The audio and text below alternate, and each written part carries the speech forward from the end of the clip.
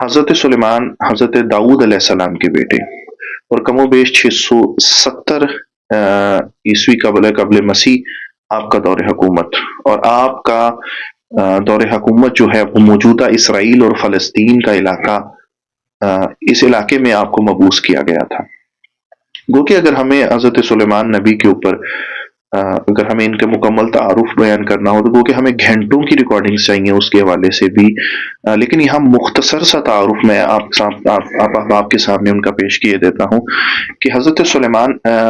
بنی اسرائیل کے انبیاء میں سے ایک نبی تھے۔ آپ حضرت یہودا کی نسل میں سے تھے اور حضرت داؤد علیہ السلام کے بیٹے تھے۔ خدا بند کریم نے آپ کو ایسا علم دیا تھا کہ آپ جانوروں کی زبان سمجھ سکتے تھے، آپ جنات کو دیکھ بھی سکتے تھے اور جنات سے گفتگو بھی کر سکتے تھے، آپ پرندوں کی باتوں کو بھی سمجھ سکتے تھے اور پرندوں سے انہی کی زبان میں گفتگو کیا کرتے تھے۔ آپ کی زندگی میں بہت سے مشہور واقعات، لیکن مختصراً جو ہے ایک واقعہ جو تاریخ میں بیان کیا جاتا ہے مختصراً کہ آپ پوری دنیا کے اوپر آپ کی حکمرانی تھی۔ آپ ان چند انبیاء علیہ السلام میں سے ہیں کہ جنہوں نے پوری دنیا کے اوپر حکمرانی کی۔ حضرت سلیمان کے حوالے سے ایک روایت موجود یہ بھی ہے کہ حضرت سلیمان کے پاس اسم اعظم کی ایک انگوٹھی تھی، ایک انگشتری تھی۔ اس انگشتری سے آپ نے پوری دنیا کو، پوری خلائق کو آپ نے تسخیر کر لیا ہوگا۔ گو کہ اس چیز کے اوپر ہم انشاءاللہ اپنی آنے والی ویڈیوز کے اندر ایک ڈیٹیلڈ ڈسکشن کریں گے اس چیز کے اوپر، حضرت سلیمان نبی کے اوپر۔ فی الحال ابھی میرا موضوع حضرت سلیمان نبی کی سیرت اور ان کی تاریخ بیان کرنا نہیں ہے، کیونکہ میرا موضوع سیرت النبی ہے، سیرت حضرت محمد مصطفیٰ صلی اللہ علیہ وآلہ وسلم ہے، تو اسی لیے میں نے سیرت سے ریلیٹ ٹاپک کے اندر میں نے صرف حضرت سلیمان نبی کا مختصر سا تعارف، اور ابھی آپ کے سامنے میں جناب حضرت سلیمان علیہ السلام کی جو الہامی کتاب ہے اس میں سے حضرت محمد مصطفیٰ صلی اللہ علیہ وسلم کا ذکر آپ کے سامنے بیان کروں گا۔ حضرت سلیمان علیہ السلام کی جو کتاب الہامی کتاب جو موجود ہے اس کو 3 ناموں سے اہل دنیا اس کو جانتے ہیں۔ ایک نام ہے، اس کو غزل الغزلات بھی کہا جاتا ہے، اس کو تسبیحات حضرت سلیمان بھی کہا جاتا ہے، اور اسرائیل میں اسے سانگز آف سلیمان بھی کہا جاتا ہے۔ سانگز آف سلیمان میں اور تسبیحات حضرت سلیمان علیہ السلام کے اندر نغموں کی شکل میں، شاعری کی شکل میں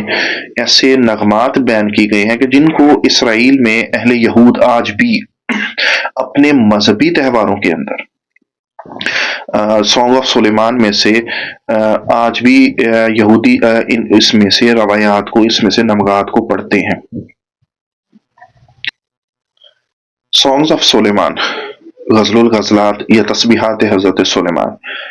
انشاءاللہ آنے والی کسی ایک ویڈیو کے اندر میں اس کے اوپر ایک ڈیٹیلڈ ویڈیو بناؤں گا اور آپ کے سامنے غزل الغزلات، تسبیحات حضرت سلیمان اور سانگز آف سلیمان کی روایات اور ان کی چیزوں کو آپ کے سامنے میں لے کر آؤں گا۔ ابھی فی الحال میں اپنے موضوع کی طرف پلٹتا ہوں۔ سانگز آف سلیمان، غزل الغزلات کے ایک چیپٹر میں حضرت سلیمان رسالت محمد صلی اللہ علیہ وسلم کے حوالے سے آپ کے صفات کا ذکر فرماتے ہیں، اور آپ کو اپنی کتاب کے اندر محمدیم کے نام سے پکارا جاتا ہے۔ حضرت سلیمان اپنی کتاب غزل الغزلات میں اس کے باب 5 آیت نمبر 10 سے 16 میں بیان کرتے ہیں کہ خلو محمدیم زی راہ دی زارعی۔ اس کا ترجمہ اردو ترجمہ یہاں اس طریقے سے بیان کیا جاتا ہے کہ میرا محبوب سرخ و سفید ہے، وہ 10,000 میں ممتاز ہے۔ پھر اس نبی کے جسمانی اور روحانی حلیے کی خوبصورتی اور عظمت کا ذکر کرنے کے بعد کہا، بیان کرتے ہیں یہاں پہ خلو محمدیم زی روی دا زی رائی، اس کا منہ از بس شیریں ہے، ہاں وہ سراپائے عشق انگیز ہے، ہاں وہ محمدیم سراپائے عشق انگیز ہے۔ اے یروشلم کے بیٹو، یہ ہے میرا محبوب، یہ ہے میرا پیارا۔ غزل الغزلات چیپٹر 5 آیت 10 to 16. یہاں حضرت سلیمان جو ہے ایک ایسے نبی کا تذکرہ کرتے ہیں کہ جو مستقبل میں آنے والے ہیں، اور ان کے حوالے سے وہ بیان کرتے ہیں کہ ان کی زبان بہت میٹھی ہوگی، وہ اپنی زبان سے پوری دنیا کے اندر اسلام کی تبلیغ کریں گے،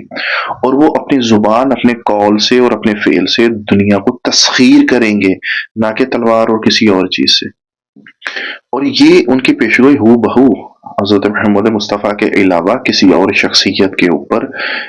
منطبق نہیں ہوتی. پھر اگلے حصے کے اندر وہ حضرت محمد مصطفیٰ کا نام لے کر وہ کہتے ہیں کہ وہ محمدیم سراپا عشق انگیز ہے، مطلب وہ ان کا سراپا ایسا ہے کہ ان سے بے پناہ عشق کیا جائے گا، خداوند کریم ان سے عشق کرے گا، روئے زمین پہ رہنے والے لوگ ان سے عشق کریں گے. تو یہ آئی تھنک سو تاریخ نو انسانی کے اندر ایسی شخصیت اور کوئی بھی نہیں ہے. پھر وہ اس کے سیکنڈ پارٹ میں کہتے ہیں کہ یروشلم کے بیٹو یہ میرا محبوب ہے، یہ ہے میرا پیارا. پھر حضرت سلیمان ان کے حوالے سے وہ اپنے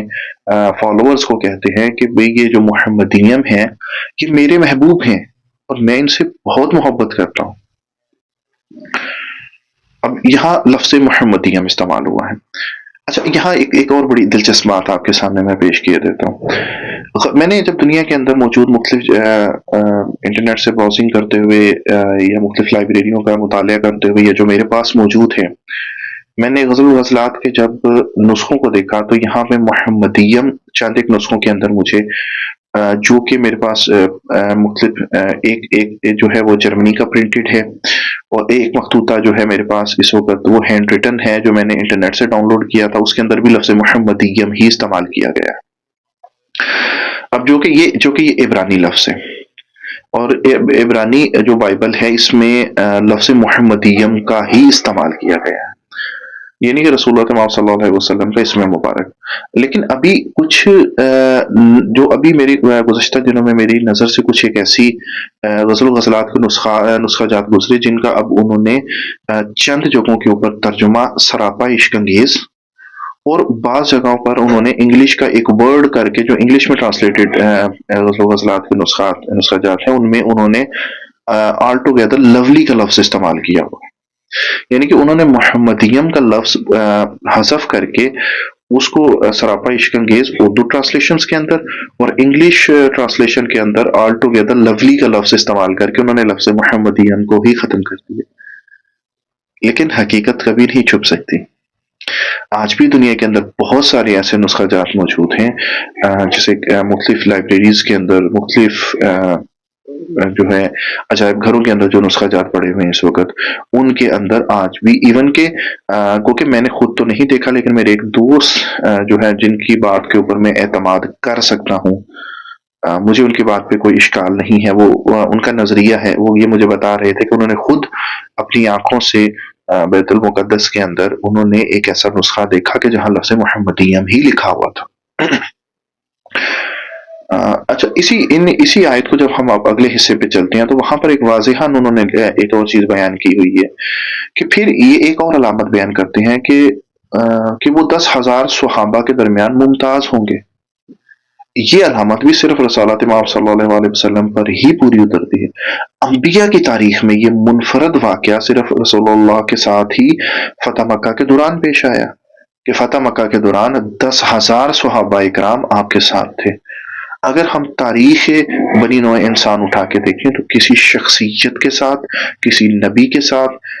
کسی ولی کے ساتھ ہمیں